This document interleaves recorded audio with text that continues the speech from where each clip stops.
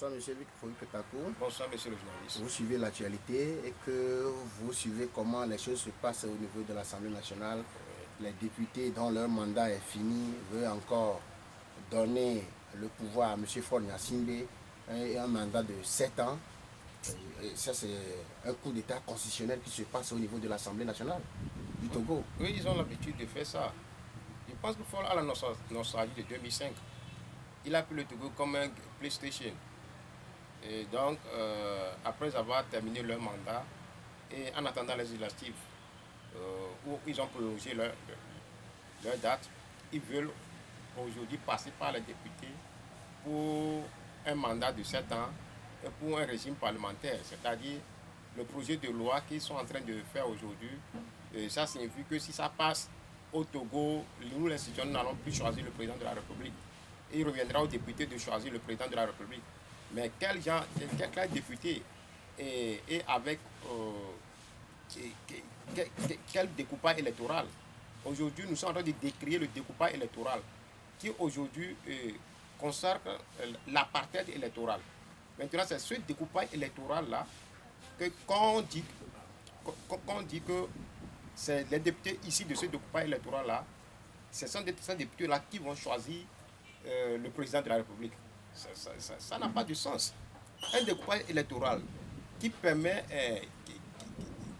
qui au Togo donne une discriminalité au Togo, c'est-à-dire les citoyens du Nord ont plus le pouvoir de choisir plus de députés que les citoyens du Sud.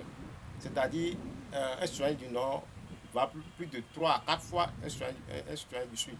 Donc c'est à travers ce découpage électoral-là qu'on va redonner le pouvoir de choisir un président aux députés. Ça s'interroge. Pour moi, personnellement, depuis ce trame à l'Assemblée nationale est une insulte à la mémoire des Togolais.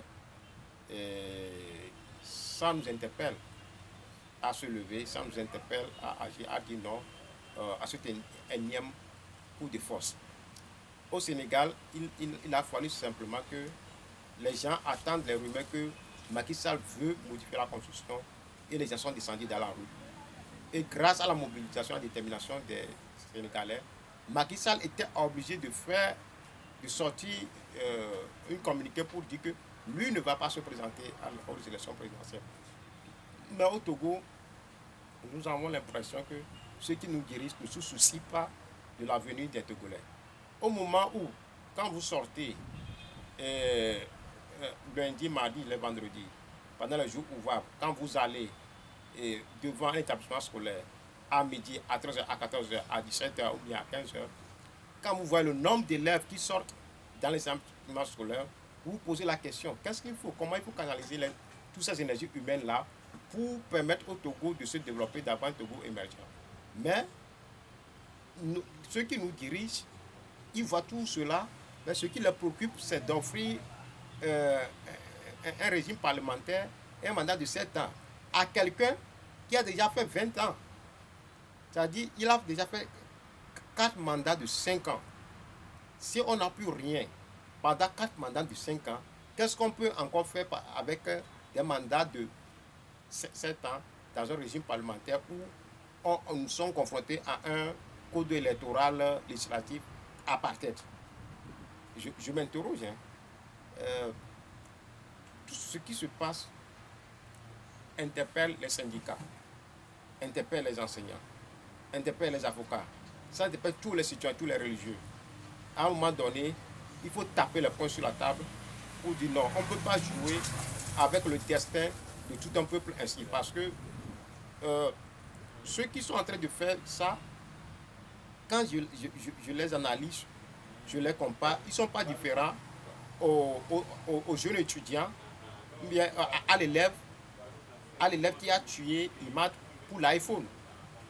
Vous voyez, l'élève a tué son frère, son ami pour l'iPhone. Aujourd'hui, nous voyons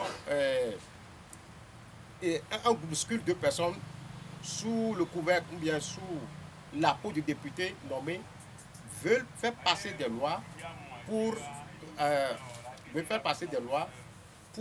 offrir un mandat de 7 ans ou bien un régime parlementaire à Faure Gnassingbé. Ceci pourquoi? Pour des intérêts pécuniaires. Et ces députés-là, eux-mêmes nous ont dit que ce sont des gens qui sont venus pour boire de lait. Ce sont des gens qui sont venus pour manger la viande.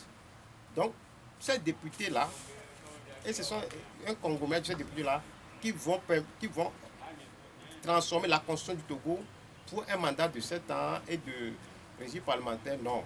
Ça, quand je vois ça et je suis en train d'aller vers le crime crapuleux du jeune, celui qui a tué Imad, je comprends aisément la décadence de notre société. Actuellement, dans notre société, nous avons un problème important des mères célibataires. Après problème des mères célibataires, les papas sont portés disparus. Et pour pouvoir manger, c'est très difficile.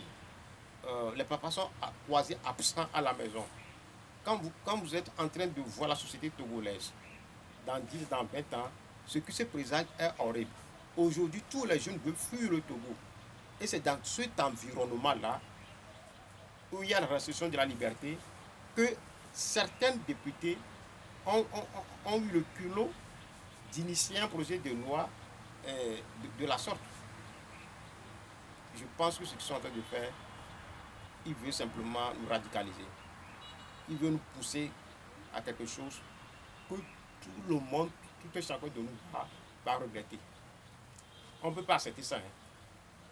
Je vous vois, vous m'écoutez. Nous n'allons pas accepter ça. Parce que chaque peuple a un seuil de limite de tolérance. Et dans chaque être humain, les grands archétypes de l'humanité se trouvent dans tout être humain. Et dans chaque humain, il y a un démon de liberté qui est dans notre ADN. Et à un moment donné, ce démon va se réveiller. Et nous allons se battre avec toutes les sacrifices qu'il faut. Nous allons se battre pour redonner au Togo sa dignité, sa fierté. Merci.